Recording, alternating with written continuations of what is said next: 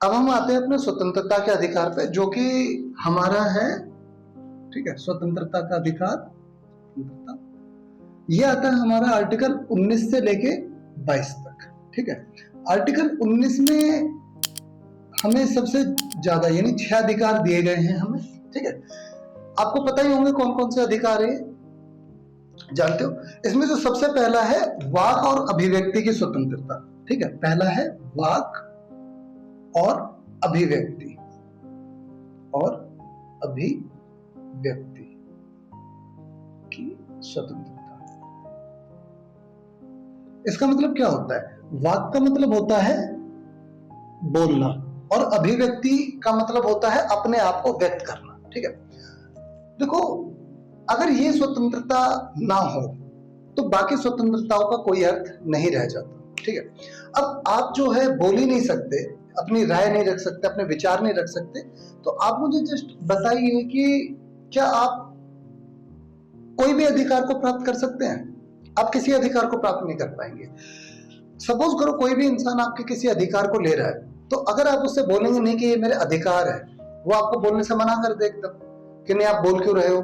लेकिन आप तो ये कहोगे ना कि मैं मेरा अधिकार है ये। आपकी बॉडी की एक्सप्रेशंस क्या होनी चाहिए, ठीक है। अब होता क्या है कि अभिव्यक्ति क्या है? अपने आप को व्यक्त करना। अब व्यक्ति जो है वो क्या कर पाते हैं ज्यादातर, जैसे मान लो तुम पे कोई रिस्ट्रिक्शन लगा दे कि तुम ऐसे ही बैठे रहोगे, अपना कुछ रिप्रेजेंटेशन ही नहीं दे पाओगे, है ना। जब तुम एक जगह बैठे ही रहोगे, तुम्हें एक जगह स्टिल करके रख दिया उन्होंने, तो आपकी कौन सी स्वतंत्रता रह गई? तो इसलिए सबसे पहले जो है वाक और अभिव्यक्ति की स्वतंत्रता आती है, यानी आप बोल सकोगे और अपने आप को व्यक्त कर सकोगे। व्यक्त क्या है? इसमें आप लिखकर, ठीक है, लिखकर या एक्टिंग कर, किसी भी तरीके से भी आप अपनी अभिव्यक्ति दर्ज करा सकते हो। ये जो है, ये अधिकार जो है, अब आपने देखा होगा कई बार लोग आंदोलन करते हैं ना, है ना। आपने देखा होगा जैसे अन्ना हजारे का आंदोलन हुआ था, ठीक है, वो किस बिहाफ पे था? उसी बिहाफ पे तो था क्योंकि उन्हें बोलने की आजादी है। अब जब देखा गया कि भाई देश के अंदर करप्शन हो रहा है, तो क्या हम उसको बोले ही ना? अगर हमें वाक्य स्वतंत्रता यानी बोलने की स्वतंत्रता नहीं होगी तो सरकार क्या करेगी? सरकार तो अपने मन मर्जी काम करेगी, क्योंकि जनता को तो अधिकार ही नहीं है बोलने का किसी भी प्रकार से। तो इसलिए ये चीजें जरूरी है। अभी जैसे कुछ दिनों पहले आपने देखा होगा शुद्ध हवा के लिए, है ना, शुद्ध हवा के लिए जो प्रदूषण हो रहा है दिल्ली में, इसके खिलाफ प्रदर्शन होने लग गए थे, है ना। कहाँ पे? इंडिया गेट के आसपास में। वो क्या था? वो वाक और अभिव्यक्ति की स्वतंत्रता ही तो थी। और इसमें हमारे ये अधिकारों में है कि हमें शुद्ध वायु का अधिकार होना चाहिए, आर्टिकल 21 के अंदर है।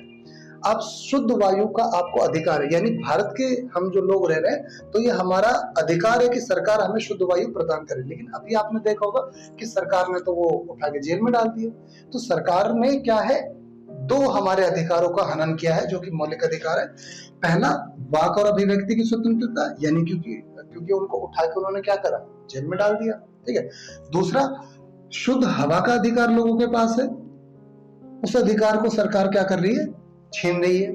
ये भी आपने नोटिस किया होगा, है ना।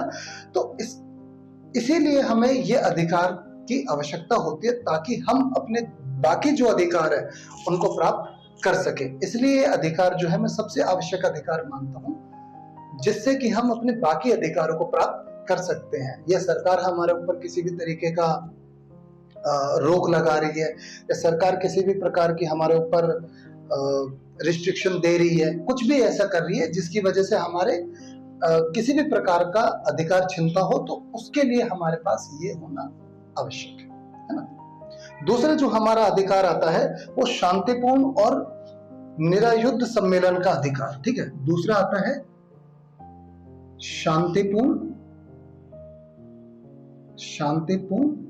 और निरायुद्ध सम्मेलन,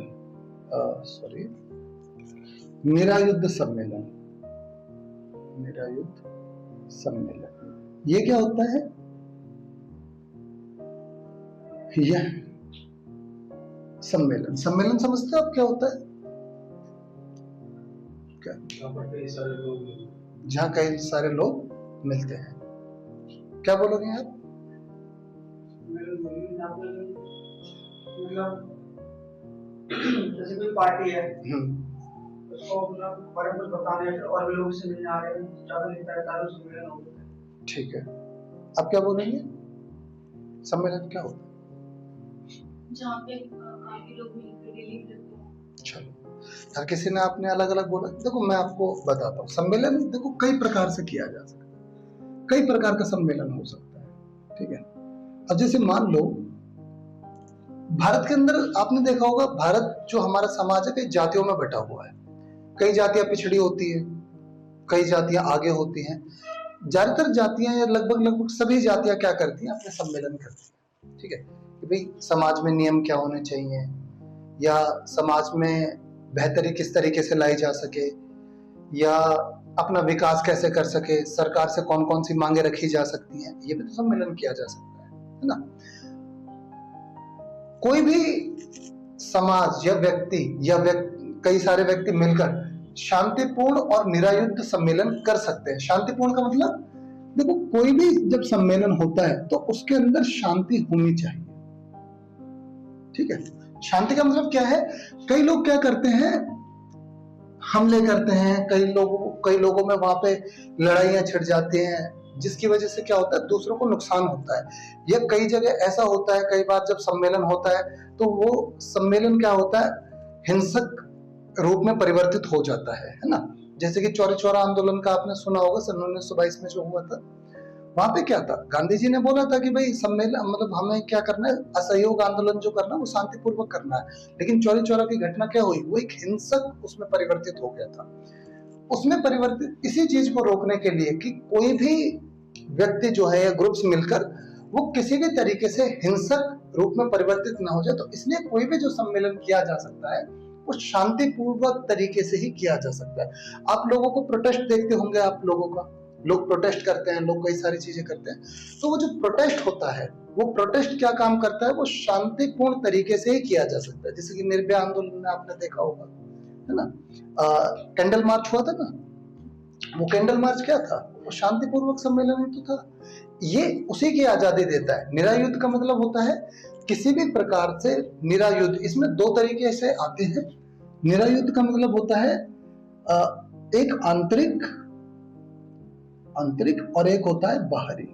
ठीक है, इसका मतलब आप ऐसे समझ सकते हो, जैसे मान लो कई लोग सम्मेलन करते हैं, वो गृह युद्ध को करने की तैयारी में, कि गृह युद्ध हो जाए। समझते हैं गृह युद्ध क्या होता है? गृह युद्ध को करने की तैयारी में है। ये क्या है कि किसी भारी विदेशी ताकत को फंडिंग कर रहे हैं, या उनको एंटर कराने के लिए सम्मेलन कर रहे हैं। तो सरकार ऐसे सम्मेलनों पे रोक लगा सकती है जो शांतिपूर्वक ना हो और निरायुध ना हो। उन सम्मेलनों पे रोक लगा सकती है। इसके अतिरिक्त बाकी जितने भी सम्मेलन जो किए जाते हैं, उन सम्मेलनों में लोगों को एक अधिकार मिलता है अपना डेवलपमेंट करने का।